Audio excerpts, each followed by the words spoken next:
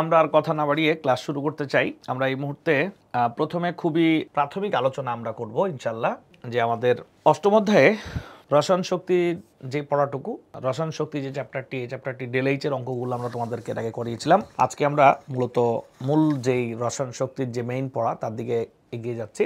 দেখো, তড়িৎ পরিবাহিতা। তড়িৎ এক প্রকার শক্তি যা বিশেষ মাধ্যমে প্রবাহিত বা স্থানান্তরিত হয়, একে তড়িৎ পরিবাহিতা বলে। কোন পদার্থ তড়িৎ পরিবহন করতে পারে আর কোন পদার্থ তড়িৎ পরিবহন করতে পারে না, তার ক্ষমতার উপর ভিত্তি করে এই তড়িৎ পরিবহন কে করতে পারে এবং কে করতে পারে না, সেই ক্ষমতার উপর ভিত্তি করে পরিবাহীকে আমরা তিন ভাগে ভাগ করেছি। একটা হচ্ছে তড়িৎ অপরিবাহী, একটা কুপরিবাহী, আর একটা হচ্ছে তড়িৎ সুপরিবাহী।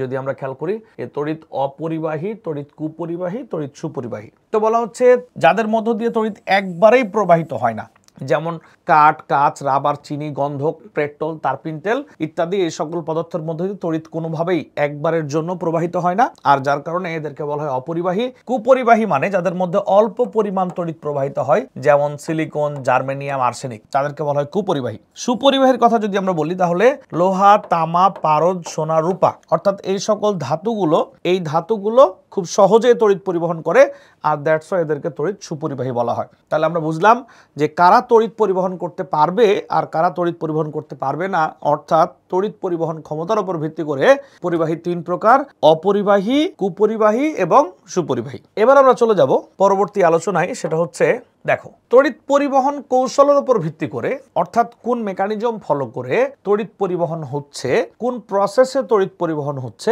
এই মেকানিজম বা কৌশল বা পদ্ধতির উপর ভিত্তি করে পরিবাহী দুই প্রকার: একটা ধাতব পরিবাহী বা ইলেকট্রনীয় পরিবাহী, আর একটা হচ্ছে তড়িৎ বিশ্লেষ্য পরিবাহী বা ইলেকট্রোলাইটিক পরিবাহী।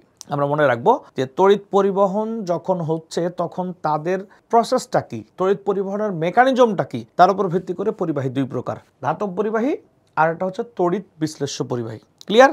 ধাতব পরিবাহী নিয়ে যদি আমি তোমাদেরকে একটু কথা বলি, যেমন সব ধাতু এবং গ্রাফাইট এই ধরনের পরিবাহী। আর তড়িৎ বিশ্লেষ্য পরিবাহী হচ্ছে অ্যাসিডের দ্রবণ, লবণের দ্রবণ, ক্ষারের দ্রবণ, এই ধরনের পদার্থগুলো হচ্ছে তড়িৎ বিশ্লেষ্য পরিবাহী। তাহলে আমরা মনে হয় একটা আইডিয়া পাচ্ছি যে সকল ধাতু, যেমন দেখো তুমি বাসা বাড়িতে যখন লাইট জ্বালাচ্ছ, তখন ওই ইলেকট্রিক বোর্ড থেকে একটা তারের মাধ্যমে কিন্তু লাইট পর্যন্ত কারেন্ট যাচ্ছে। এই যে ইলেকট্রিক বোর্ড থেকে যেটা সোর্স অফ কারেন্ট, এইখান থেকে যখন লাইট পর্যন্ত একটা তারের মধ্য দিয়ে তড়িৎ যাচ্ছে, এই তারের মধ্য দিয়ে তড়িৎ যাওয়ার সময় কিন্তু তারের মধ্য দিয়ে তড়িৎ যাওয়ার সময় কিন্তু তারের মধ্যে কোনো রূপ রাসায়নিক পরিবর্তন হচ্ছে না। অর্থাৎ ধাতব পরিবাহী বছরের পর বছর, মাসের পর মাস তড়িৎ পরিবহন করে, যার কারণে যে পদার্থের মধ্য দিয়ে তড়িৎ পরিবহন হয় তার কোনো রূপ রাসায়নিক পরিবর্তন হয় না, পদার্থটা যেমন ছিল তেমনই থাকে। কিন্তু তুমি যখন খাবার লবণ বা এরকম টাইপের কোনো তড়িৎ বিশ্লেষ্য পদার্থের মধ্য দিয়ে তড়িৎ পরিবহন করবা, তখন ওই পদার্থের কিন্তু তড়িৎ পরিবহন করার সময় রাসায়নিক পরিবর্তন হবে। আমরা এই কথাটা মাথায় রাখবো যে ধাতব পদার্থের মধ্য দিয়ে যখন তড়িৎ পরিবহন হয়, একটা তারের মধ্য দিয়ে যখন তড়িৎ পরিবহন হচ্ছে, তখন তার কোনো রাসায়নিক পরিবর্তন হচ্ছে না। বাট একটা তড়িৎ বিশ্লেষ্য পদার্থ, যেমন খাবার লবণ বা এই জাতীয় যে পদার্থগুলো আছে যাদের মধ্য দিয়ে তড়িৎ বিশ্লেষণ করা হয়, এরা যখন বিদ্যুৎ পরিবহন করে তখন তাদের রাসায়নিক পরিবর্তন হয়, অর্থাৎ একটা পদার্থ পরিবর্তিত হয়ে অন্য পদার্থে পরিণত হয়ে যায়। কিন্তু ধাতব পরিবাহীর ক্ষেত্রে এমন কোনো ঘটনা ঘটে না। বলো, বুঝতে পেরেছো কিনা? ধাতব পরিবাহী এবং তড়িৎ বিশ্লেষ্য পরিবাহীর মধ্যে বেসিক পার্থক্যটা কোথায়? ক্লিয়ার কিনা আমাকে একটু জানাও। এখন শোনো, মূল কথায় আসো। মূল কথা হচ্ছে যে আসলে তড়িতের যে মেইন পড়াশোনা, এটা কিন্তু অ্যাকচুয়ালি ফিজিক্সের পড়াশোনা। তড়িৎ নিয়ে কাজ করে ফিজিক্স, তড়িৎ পার্টটা ডিটেল আলোচনা করা হয় ফিজিক্সে। বাট তড়িৎ পরিবহনের সময় যেসব ক্ষেত্রে রাসায়নিক বিক্রিয়া হয়, যে ঘটনাগুলোতে তড়িৎ দেয়া বা নেয়া যখন হয়, তড়িতের কোনো ঘটনা যখন আমরা পড়ি এবং সেখানে যদি কোনো ধরনের রাসায়নিক পরিবর্তন বা বিক্রিয়া হয়, তাহলে ওই আলোচনাটা ফিজিক্স আর করে না বা করতে পারে না। বাট বেসিক্যালি তড়িৎটা হচ্ছে ফিজিক্সের পড়া, কিন্তু যেখানে রাসায়নিক বিক্রিয়া হবে ওই আলোচনা কিন্তু ফিজিক্স করবে না, এটা করবে কে? কেমিস্ট্রি। তো দেখো তো, তাহলে বলো তো, এইখানে কি কোনো রাসায়নিক বিক্রিয়া হয় নাকি এখানে রাসায়নিক বিক্রিয়া হয়? মাইক্রোফোন অন করে বলো দেখি এখন, এই দুইটা ঘটনার মধ্যে কোথায় রাসায়নিক বিক্রিয়া হয়, কোথায় রাসায়নিক পরিবর্তন হয়? তড়িৎ বিশ্লেষ্য পরিবাহী। তাহলে এই ধাতব পরিবাহী নিয়ে অ্যাকচুয়ালি কেমিস্ট্রি তেমন কোনো আলোচনা করে না, কারণ এই আলোচনাটা ফিজিক্স করে। আর তড়িৎ বিশ্লেষ্য পরিবাহীর মধ্যে যেহেতু রাসায়নিক বিক্রিয়া সম্পন্ন হয়, আর দ্যাটস ওয়াই এই আলোচনাটা কিন্তু করে কে? কেমিস্ট্রি। তাহলে আমরা এইটুকু আলোচনা এখন ফিজিক্সের দিকে দিয়ে দিলাম। তোমাদের ফিজিক্সের দুইটা চ্যাপ্টার আছে, নাম হচ্ছে স্থির তড়িৎ এবং চলতড়িৎ, যেখানে তারা এটা নিয়ে আলোচনা করছে বা করবে। আর আমরা আলোচনা করব হচ্ছে তড়িৎ বিশ্লেষ্য পরিবাহী সহ আরো অনেক কোর্স নিয়ে আলোচনা করব, যেখানে অ্যাকচুয়ালি এই রাসায়নিক প্রক্রিয়ার মাধ্যমে ইলেকট্রন আদান প্রদান হয়। ওকে, আচ্ছা, এখানে দেখো লেখা আছে ইলেকট্রনিক পরিবাহী কাকে বলে বা ধাতব পরিবাহী কাকে বলে। এখানে লিখে দিয়েছি যে সকল পরিবাহী ইলেকট্রন প্রবাহের মাধ্যমে বিদ্যুৎ প্রবাহিত করে তাদেরকে ইলেকট্রনীয় পরিবাহী বলে, বা আমি বলতে পারি সঞ্চারণশীল ইলেকট্রন প্রবাহের মাধ্যমে। তাহলে তুমি এখন প্রশ্ন করতে পারো যে তাহলে কি তড়িৎ বিশ্লেষ্য কোষে ইলেকট্রন পরিবহন হয় না? হ্যাঁ, সেখানেও ইলেকট্রন পরিবহন হয়, তবে সবার আগে আয়ন পরিবহন হয়। আয়ন পরিবহন হয় এবং আয়নগুলোর মধ্যে জারণ বিজারণ বিক্রিয়া হয়, অ্যানোড ক্যাথোড বিক্রিয়া হয়, তারপর গিয়ে ওখানে ইলেকট্রন আদান প্রদান হয়। আসলে ওখানে কিভাবে ঘটনাটা ঘটে সেটা পড়াবো যখন আমরা এরপরে, তখন তোমাদের কাছে এই পুরো ব্যাপারটা ক্লিয়ার হবে ইনশাল্লাহ। যেমন বলছে কপার বিদ্যুৎ পরিবাহী ব্যাখ্যা করো। হ্যাঁ, কপার ওই যে ধাতব বন্ধন যে পড়েছি, কপার একটা ধাতু, এক টুকরা ধাতুর মধ্যে, কপার ধাতুর মধ্যে সঞ্চারণশীল ইলেকট্রন থাকে, যে ইলেকট্রনটা মূলত বিদ্যুৎ পরিবহন করে। তোমরা এটা পড়তে পারবা নিশ্চয়ই লেকচারশিট থেকে। এখানে ধাতব পরিবাহী বা তড়িৎ বিশ্লেষ্য পরিবাহী, ধাতব পরিবাহী সঞ্চারণশীল ইলেকট্রনের মাধ্যমে বিদ্যুৎ পরিবহন করে, তড়িৎ বিশ্লেষ্য পরিবাহী সঞ্চারণশীল আয়নের মাধ্যমে বিদ্যুৎ পরিবহন করে। ধাতব পরিবাহীতে তড়িৎ পরিবহনের সময় কোনরূপ রাসায়নিক পরিবর্তন বা বিক্রিয়া হয় না। তড়িৎ বিশ্লেষ্য পরিবাহীর ক্ষেত্রে বিদ্যুৎ পরিবহনের সময় ওই পদার্থটা বিয়োজিত হয়ে ভিন্ন একটা পদার্থে পরিণত হয়, অর্থাৎ এখানে রাসায়নিক পরিবর্তন হয়। বিষয়টা এরকম। হ্যাঁ, আচ্ছা, এইবার দেখো তড়িৎদ্বার বা ইলেকট্রোড নিয়ে কথা বলবো আমরা। তড়িৎদ্বার বা ইলেকট্রোড, খাতায় সবাই এবার হেডিং দাও এবং আমাকে একটু কমেন্ট করে করে জানাও, যেহেতু অধ্যায়টা শুরু করছি আমরা আজকে প্রথম, যে আসলে তোমরা এটা বোঝো কিনা। যে দেখো তড়িৎদ্বার, তড়িৎদ্বার বা কি লেখা আছে এখানে ইলেকট্রোড, তড়িৎদ্বার বা ইলেকট্রোড। দেখো বাংলা নাম হচ্ছে তড়িৎদ্বার, ইংরেজি নাম হচ্ছে এই যে ইলেকট্রোড, ইলেকট্রোড। ওকে, এই ইলেকট্রোড দুই প্রকার, একটা হচ্ছে অ্যানোড, এই যে অ্যানোড, হ্যাঁ অ্যানোড, আর একটা হচ্ছে ক্যাথোড, ক্যাথোড, একটা অ্যানোড একটা ক্যাথোড। ওকে, খাতায় লিখো তড়িৎদ্বার বা ইলেকট্রোড, তার ইংরেজি নাম, একটা হচ্ছে অ্যানোড একটা ক্যাথোড। অ্যানোডের জায়গায় লিখবা যে তড়িৎদ্বারে জারণ ঘটে, জারণ ক্রিয়া ঘটে তাকে অ্যানোড বলে। যে তড়িৎদ্বারে জারণ ক্রিয়া ঘটে তাকে অ্যানোড বলে। হ্যাঁ, এটা হচ্ছে অ্যানোড। তাহলে বলো তো কে বলতে পারে ক্যাথোড কাকে বলে? মাইক্রোফোন অন করে বলো দেখি, কে বলতে পারো তোমরা, বলো তো। ইয়েস, তোমরা তো ভালো বুঝছো। এবার চলে যাও ক্যাথোড। ক্যাথোড তো বুঝে গেলা, যে তড়িৎদ্বারে বিজারণ ক্রিয়া সম্পন্ন হয় তাকে ক্যাথোড বলা হয়। ওকে, আমরা চলে যাই পরের আলোচনায়। এই দেখো লিখে দিয়েছি, যে তড়িৎদ্বারে জারণ বিক্রিয়া ঘটে তাকে অ্যানোড বলে, আর যে তড়িৎদ্বারে বিজারণ বিক্রিয়া ঘটে তাকে ক্যাথোড বলে। ওকে, আচ্ছা, আমরা তোমাদেরকে আরো দুইটা ইংরেজি শব্দ শেখাতে চাই, যেমন ইলেকট্রোলাইট, যে ইলেকট্রোলাইট এর অর্থ হচ্ছে তড়িৎ বিশ্লেষ্য। ওকে, তড়িৎ বিশ্লেষ্য ইলেকট্রোলাইট। আর আরেকটা হচ্ছে ইলেকট্রোলাইসিস,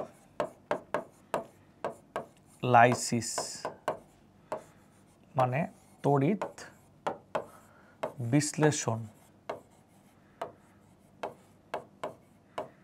এই যে একটা হচ্ছে ইলেকট্রোলাইট, আর একটা হচ্ছে ইলেকট্রোলাইসিস, যেটা হচ্ছে তড়িৎ বিশ্লেষ্য, আর একটা হচ্ছে তড়িৎ বিশ্লেষণ।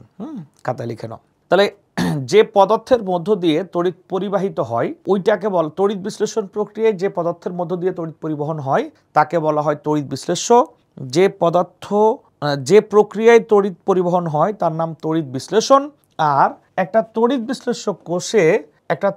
বিশ্লেষ্য কোষে যে ধাতব দণ্ড বা গ্রাফাইট দণ্ড দ্বারা, ধরা যাক এটা একটা তড়িৎ বিশ্লেষ্য কোষ, বা একটা কোষের মধ্যে যে দণ্ড দ্বারা, যে ধাতব দণ্ড বা গ্রাফাইট দণ্ড দ্বারা কোষের মধ্যে তড়িৎ প্রবেশ করে অথবা কোষ থেকে তড়িৎ বের হয়ে যায় তাকে বলা হয় তড়িৎদ্বার। এই যে এটা একটা তড়িৎদ্বার, এটা একটা তড়িৎদ্বার।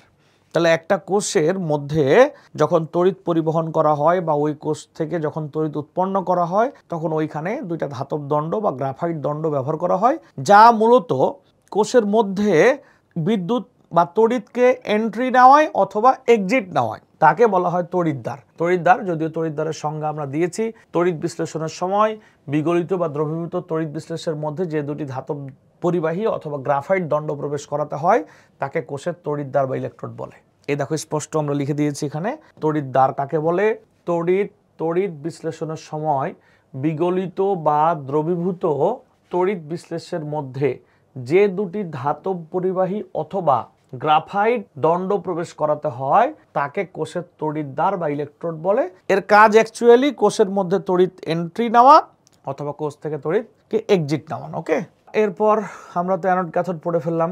এই দেখো তড়িৎ রাসায়নিক কোষ কি, ভালো করে বুঝি আমরা। হ্যাঁ, তড়িৎ রাসায়নিক কোষ কি? আচ্ছা, যে কোষগুলোতে রাসায়নিক বিক্রিয়া হয় তার নামই তড়িৎ রাসায়নিক কোষ। এটা খুব ইনফর্মাল একটা আলোচনা। যে কোষের মধ্যে রাসায়নিক বিক্রিয়া হয় ওটা হচ্ছে তড়িৎ রাসায়নিক কোষ। কি বলছে এখানে দেখো, যে যন্ত্রের সাহায্যে বা যে কোষের সাহায্যে রাসায়নিক বিক্রিয়া ঘটিয়ে রাসায়নিক শক্তিকে তড়িৎ বিদ্যুৎ শক্তিতে অথবা বিদ্যুৎ শক্তি ব্যবহার করে রাসায়নিক বিক্রিয়া ঘটানো হয় তাকে তড়িৎ রাসায়নিক কোষ বলে। অর্থাৎ যে কোষে রাসায়নিক পদার্থের মধ্যে বিক্রিয়া ঘটিয়ে তড়িৎ উৎপন্ন করা হয় অথবা তড়িৎ ব্যবহার করে বা তড়িৎ শক্তি ব্যবহার করে রাসায়নিক বিক্রিয়া ঘটানো হয়, এই কোষকেই বলা হয় তড়িৎ রাসায়নিক কোষ। ওকে, এই দেখো তড়িৎ রাসায়নিক কোষ দুই প্রকার। কি কি? নাম্বার 1, তড়িৎ বিশ্লেষ্য কোষ। তড়িৎ বিশ্লেষ্য কোষ যার নাম হচ্ছে ইলেকট্রোলাইটিক সেল, আর এটা হচ্ছে গ্যালভানিক বা ভোল্টাইক কোষ যার নাম গ্যালভানিক বা ভোল্টাইক সেল। ওকে, তাহলে তড়িৎ রাসায়নিক কোষ কত প্রকার? দুই প্রকার।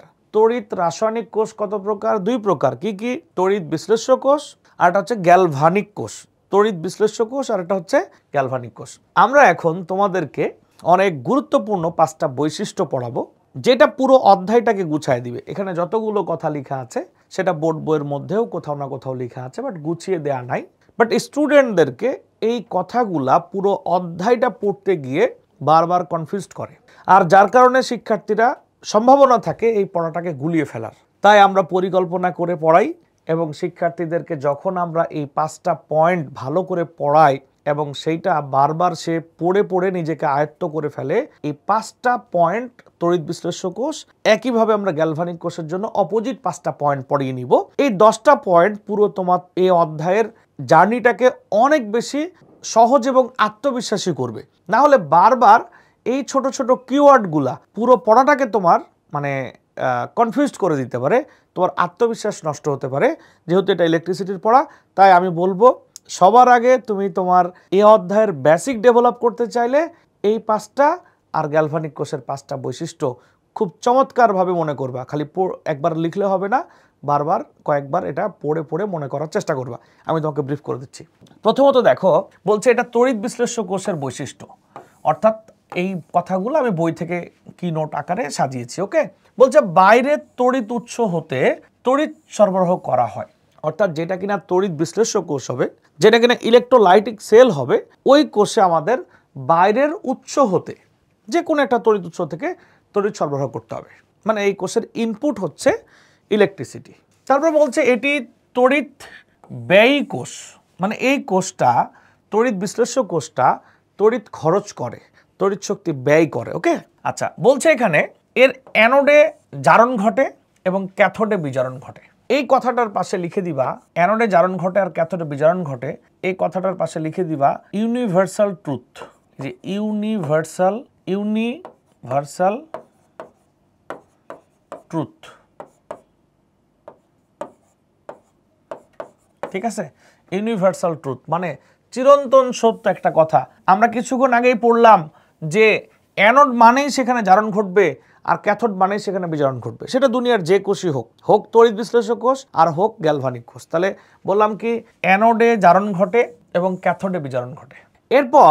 এরপর বলছে তড়িৎ শক্তি রাসায়নিক শক্তিতে রূপান্তর হয়। আমি তড়িৎ বিশ্লেষ্য কোষে তড়িৎ শক্তি দিব আর আমি পাবো রাসায়নিক শক্তি। এরপর হচ্ছে অ্যানোড ধনাত্মক ও ক্যাথোড ঋণাত্মক। এই দেখো এই পয়েন্টটা সবচাইতে বেশি তোমাকে কনফিউজড করবে। শিক্ষার্থীরা কেন জানি সবাই মনে করে যে অ্যানোড মানেই ধনাত্মক, শিক্ষার্থীরা মনে করে অ্যানোড মানে ধনাত্মক আর ক্যাথোড মানে ঋণাত্মক, এটা সবাই মনে করে। কিন্তু না, মনে রাখতে হবে সব কোষে অ্যানোড মানে ধনাত্মক হবে এমনটা কিন্তু না।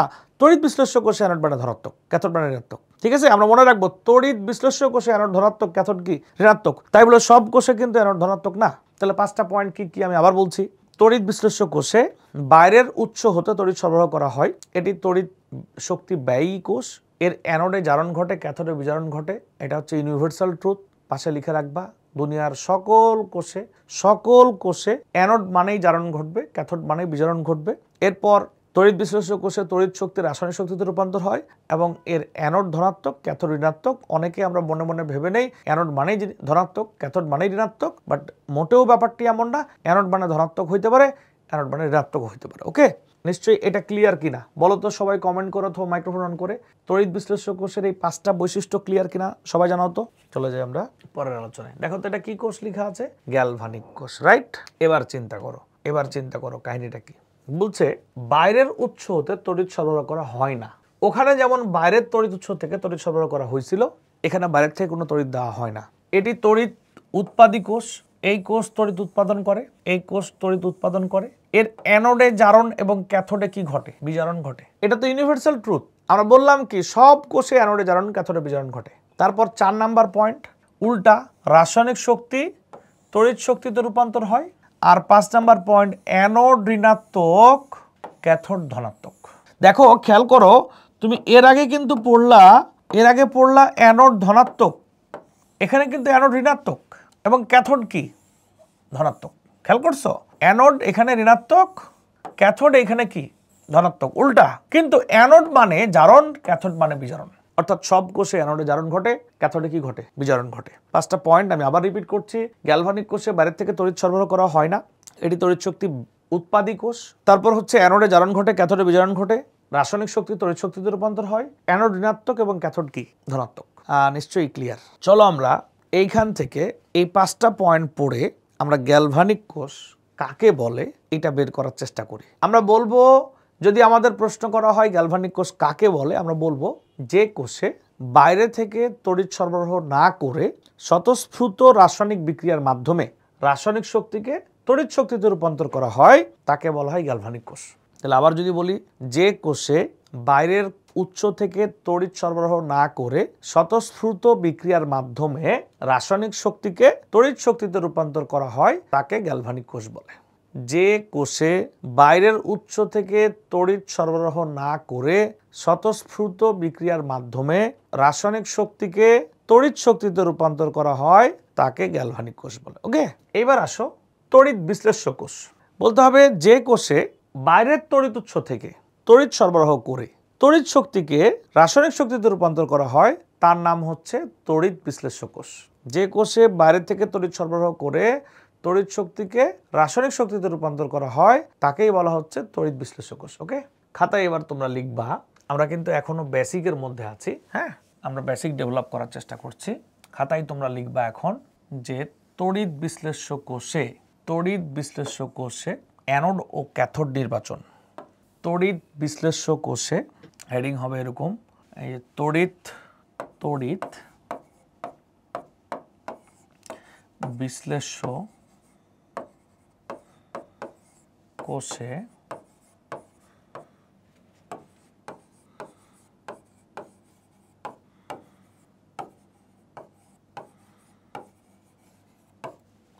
ক্যাথোড নির্বাচন। এই দেখো, তড়িৎ বিশ্লেষ্য কোষে অ্যানোড ও ক্যাথোড নির্বাচন। ওকে, এটা অনেকে অনেকভাবে নির্বাচন করে, বাট আমি এখন তোমাকে যেটা শেখাবো সেটা হচ্ছে মানে সব থেকে রাইট ওয়ে, পজিটিভ নেগেটিভ বা আরও আনুষঙ্গিক বিষয় বলে অনেকে, বাট এটা কখনো হতে পারে নাও পারে।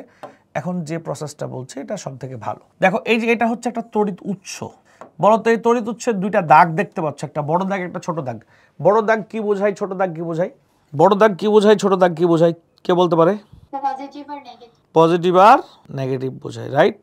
ওকে, আচ্ছা, বড়টা পজিটিভ মনে রাখবা। কোনো তড়িৎ উৎসের চিহ্ন থেকে যে দাগটা বড় এটা পজিটিভ আর যেটা ছোট এটা কি নেগেটিভ বোঝায়। এটা হচ্ছে ফিজিক্সের একটা পড়া। এইটা একটা তড়িৎ উৎস, সোর্স অফ কারেন্ট। এই চিহ্নটা দিয়ে একটা তড়িৎ উৎস বোঝানো হচ্ছে। হ্যাঁ, এই তড়িৎ উৎসের ধনাত্মক প্রান্তের সাথে যুক্ত তড়িৎদ্বার অ্যানোড।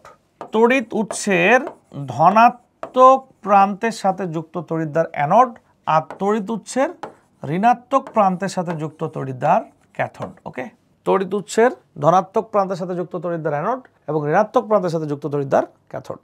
তাহলে যাই হোক, তড়িৎ উৎসের ধনাত্মক প্রান্তের সাথে যুক্ত তড়িৎদ্বার অ্যানোড এবং ঋণাত্মক প্রান্তের সাথে যুক্ত তড়িৎদ্বার কি? ক্যাথোড। বুঝতে পারছো? এইবার আমরা পড়বো গ্যালভানিক কোষে অ্যানোড ক্যাথোড নির্বাচন। ঠিক আছে, আমরা একই পড়াটা পড়বো, গ্যালভানিক কোষে অ্যানোড ক্যাথোড নির্বাচন। লিখবো আমরা গ্যালভানিক, এই যে গ্যালভানিক কোষে অ্যানোড ক্যাথোড নির্বাচন, অ্যানোড ও ক্যাথোড নির্বাচন। ওকে, আমরা কিভাবে গ্যালভানিক কোষে অ্যানোড ক্যাথোড নির্বাচন করব। আচ্ছা, তোমাদের মনে আছে ধাতুর সক্রিয়তা সিরিজ আমরা তোমাদেরকে পড়াইছি, মনে আছে? আচ্ছা দেখো, এই যে মনে থাকার কথা, একটা ছন্দ পড়াইছিলাম, মনে আছে নিশ্চয়ই। এই যে কে কে না ম্যাগাইভার এলো যেন ফিরে সোনা পাবে হাই, কুলাঙ্গার হাবলু আজ কি পেটাবে আমায়। নিশ্চয়ই তোমাদের মনে আছে, এটা আমাদের ফান্ডামেন্টাল কনসেপ্ট অফ কেমিস্ট্রি বইয়ে ছন্দ দেয়া আছে, আমাদের বোর্ড বইয়েও কিন্তু আছে। হ্যাঁ, এই যে এইটুক পর্যন্ত, এই যে ক্যালসিয়াম থেকে না দুঃখিত পটাশিয়াম থেকে অ্যালুমিনিয়াম পর্যন্ত এদেরকে বলা হয় অধিক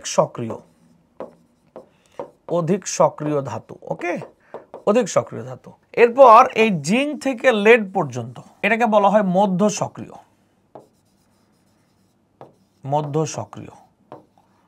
এটাকে বলা হয় মধ্য সক্রিয়। এইটা হচ্ছে একটা অধাতু। এইটুক কপার থেকে সিলভার পর্যন্ত কম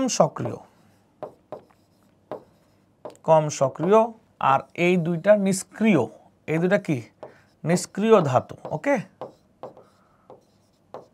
এই দেখো নিষ্ক্রিয় ধাতু, আমাদের নিশ্চয়ই মনে আছে। হ্যাঁ, গ্যালভানিক কোষে দুইটা ভিন্ন ধাতু তড়িৎদ্বার ব্যবহার করা হয়। আমি তোমাদেরকে গ্যালভানিক কোষের চিত্র দেখাই, চিত্রটা বই থেকে দেখাই, তাহলে তোমাদের সুবিধা হবে আর কি, কারণ আমার চিত্র তো কম বুঝবা, তাই না? এই দেখো, এটা হচ্ছে একটা গ্যালভানিক কোষের চিত্র। এই গ্যালভানিক কোষ, এটা একটা তড়িৎদ্বার, এটা একটা তড়িৎদ্বার, খেয়াল করছো? এই দুইটা তড়িৎদ্বার। ওকে, আমরা দেখতে পাচ্ছি এইখানে একটা তড়িৎদ্বার, এটা একটা তড়িৎদ্বার। ওকে, এটা একটা তড়িৎদ্বার আর এটা একটা তড়িৎদ্বার, দুইটা ডিফারেন্ট পাত্রে থাকে। গ্যালভানিক কোষে যে দুইটা তড়িৎদ্বার ব্যবহার করা হয়, এই দুইটা তড়িৎদ্বার কখনো একই ধাতুর হয় না। গ্যালভানিক কোষে যে দুইটা তড়িৎদ্বার ব্যবহার করা হয়, এই দুইটা তড়িৎদ্বার কখনো একই ধাতুর হয় না, এই দুইটা তড়িৎদ্বার সবসময় ভিন্ন ধাতুর হয়। বুঝতে পারছো? তাহলে গ্যালভানিক কোষে, খাতায় লিখে নাও যে গ্যালভানিক কোষে দুটি ভিন্ন ধাতুর তড়িৎদ্বার ব্যবহার করা হয়। এই দুটি ধাতব পদার্থের মধ্যে যেটি অধিক সক্রিয় তা হয় অ্যানোড, আর যেটি কম সক্রিয় তা হয় ক্যাথোড। আমি আবার রিপিট করছি, গ্যালভানিক কোষে দুটি ভিন্ন ধাতুর তড়িৎদ্বার ব্যবহার করা হয়। এই দুটি ধাতুর মধ্যে যে ধাতুটি অধিক সক্রিয়, এই দুটি ধাতুর মধ্যে যেটি অধিক সক্রিয় তা হলো অ্যানোড এবং যেটি কম সক্রিয় তা হলো ক্যাথোড। তাহলে এখন সবাই কমেন্ট করে বা মাইক্রোফোন অন করে আমাকে জানাও, ধরা যাক আমি এখানে এটা ব্যবহার করলাম জিঙ্ক আর এটা ব্যবহার করলাম কপার, তাহলে এই সক্রিয়তা সিরিজ দেখে আমাকে বলো তো কোনটা অ্যানোড হবে কোনটা ক্যাথোড হবে? জিঙ্কেরটা অ্যানোড আর কপারেরটা ক্যাথোড। আচ্ছা, জিঙ্কেরটা কেন অ্যানোড হবে? কারণ জিঙ্ক হচ্ছে কপারের থেকে বেশি সক্রিয়। আচ্ছা, অর্থাৎ আমরা বললাম যে যদি আমরা কখনো দুইটা ধাতব পদার্থ, ডিফারেন্ট দুইটা ধাতব পদার্থ অ্যানোড হিসেবে না তড়িৎদ্বার হিসেবে ব্যবহার করি, তখন যেটা অধিক সক্রিয় এটা অল টাইম অ্যানোড হয়, আর যেটা কম সক্রিয় এটা অল টাইম ক্যাথোড হয়। তাহলে এখন আরেকটু বুদ্ধিভিত্তিক অ্যান্সার দাও। ধরা যাক আমরা তড়িৎদ্বার হিসাবে আয়রন আর লেড ব্যবহার করলাম, তাহলে কে হবে অ্যানোড, কে হবে ক্যাথোড? আয়রন অ্যানোড আর লেড হচ্ছে ক্যাথোড।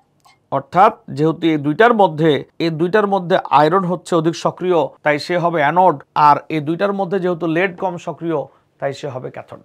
বলো এই ব্যাপারটা সবাই ক্লিয়ার কিনা আমাকে জানাও। এবার আমরা যাই একটু কনসেপচুয়াল আলোচনায় যেতে চাই। প্রশ্ন হচ্ছে, এইটা বইয়ে প্রশ্নটা নেই, পরীক্ষায় কখনো আসে নাই, বাট তোমাদের কনসেপ্ট ক্লিয়ার করার জন্য আমি পড়াচ্ছি। গ্যালভানিক কোষে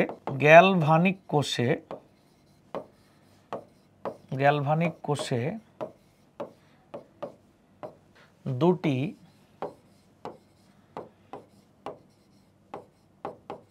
ভিন্ন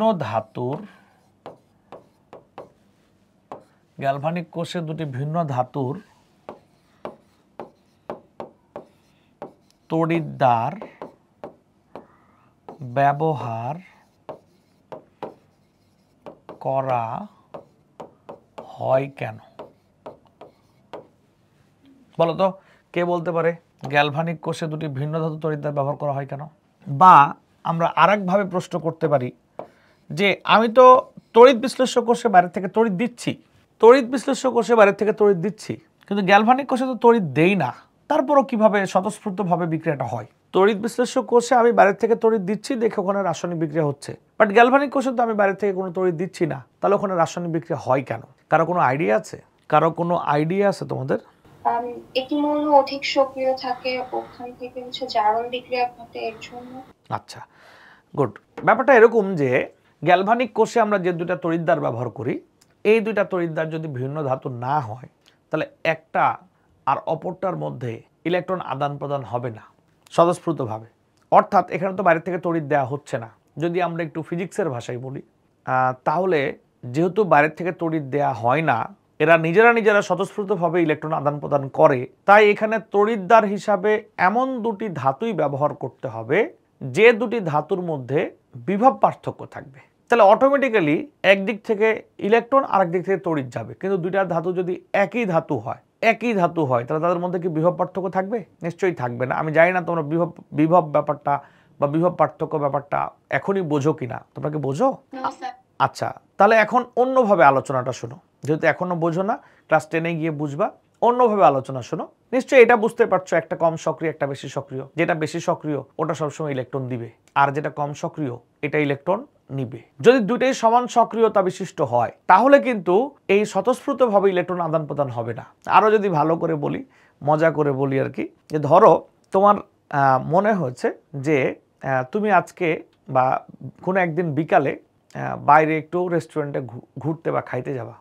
তো এখন তুমি তোমার কোনো কাজিন যে তোমার থেকে বয়সে বড়, তুমি কনভিন্স করছো যে এই রেস্টুরেন্টে আমরা যাব, খাবারটা খুব ভালো, অনেক টেস্টি, চলো আমরা যাই। বা এরকম হইতে পারে যে তুমি বলছো যে আজকে ওয়েদারটা খুব ভালো, বাইরে যেতে হবে, যাই হোক যে কোনোভাবে তুমি কনভিন্স করছো।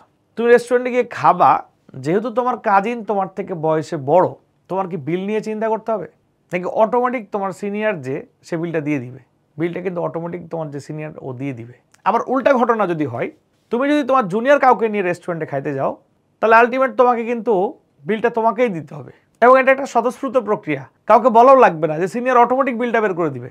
বাট তুমি যখন তোমার সমপর্যায়ের কেউ, দ্যাট মিনস তোমার ফ্রেন্ডের সাথে খাইতে যাবা, তখন কে বিল দিবে? এটা নিয়ে কিন্তু একটা ঝামেলা তৈরি হতে পারে। স্বতঃস্ফূর্তভাবে কিন্তু কেউ বিল দিতে চাইবে না, অথবা দুজনেই দিতে চাইবে।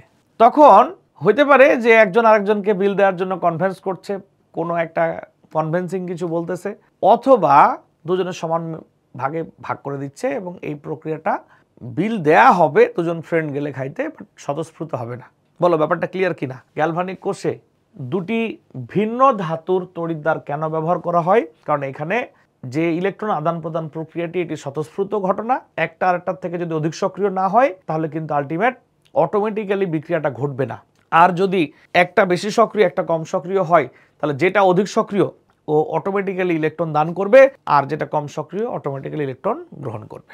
বলো তো ক্লিয়ার কিনা?